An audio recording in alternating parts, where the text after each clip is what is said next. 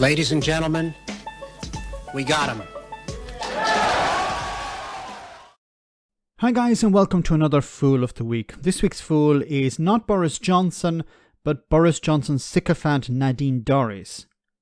So some time ago, the leader of the House of Commons, Penny Mordaunt, warned MPs against attempting to call into question the legitimacy of the Privileges Committee, which is investigating Boris Johnson at the moment. Well, Johnson supporters from the likes of Jacob Rees-Mogg to Nadine Dorries did just that. Have a listen. I don't think there was ever a world in which this committee was going to find Boris innocent. The committee have demonstrated very clearly that they have decided early on to find him guilty. The committee knew that they had not a shred of evidence to prove that he misled with intent. They changed the rules, lowered the bar, and inserted the vague term reckless into the terms of reference. Boris Johnson will be found guilty by this kangaroo court. There is no doubt about that. And that in itself will be a disgraceful and possibly unlawful conclusion with serious reputational consequences.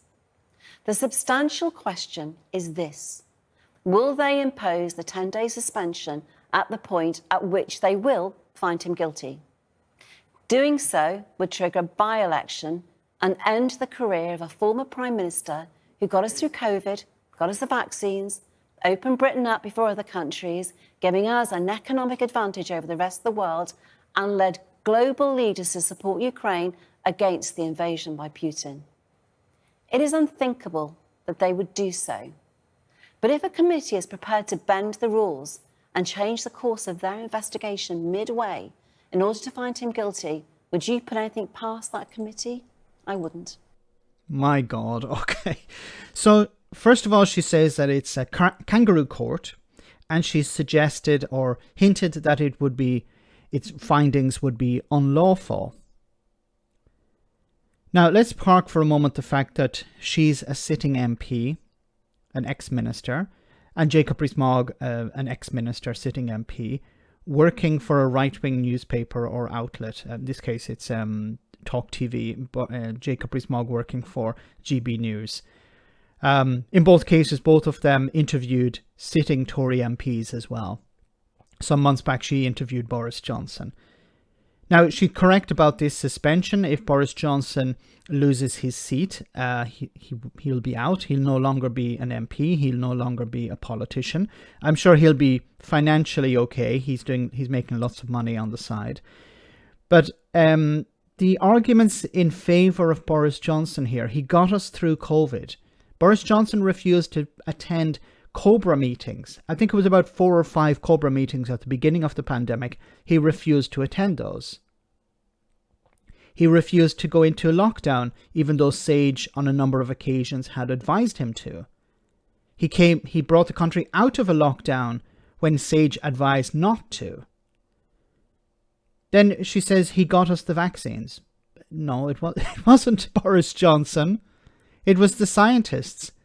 And it was delivered by the NHS. Can you imagine if it had been delivered by cronies of the Conservative Party? And then she said that he ended the lockdowns early. We saw the results of that, but she points to it as some sort of economic benefit. No, it wasn't an economic benefit. Anyway, and finally, she said how he was the global he led global leaders in the fight against Putin. Well, you know, Boris Johnson and his party have taken massive amounts of money from Russian donors. Boris Johnson himself received over £100,000 to play tennis with the wife of a former Putin minister. But all of this is a bit pathetic. Attempting to undermine the Privileges Committee because Boris Johnson lied to Parliament. Allow the committee to run its course. Allow the committee to come to its conclusions. We all know that Boris Johnson lied. The committee just has to come to its conclusions itself. She knows that he's going to be found guilty because he is guilty. We all know that he's guilty. She's presenting it as a formality. Oh, well, you know, they're going to punish him anyway. But what is this all about? I understand that his sycophants want him to stay in power. They want him to remain an MP. They're hoping that he will eventually come back as Prime Minister. That's very unlikely. He has so much baggage now.